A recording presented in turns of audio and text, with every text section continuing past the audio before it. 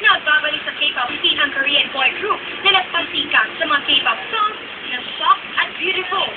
With their first full-length studio album, ito ang regalo ng Beast sa kanilang mga fans na matagal na naghihintay sa comeback album ng grupo. At kahapon nga ay officially i-release din nila ang ballad ng On Bridge Day.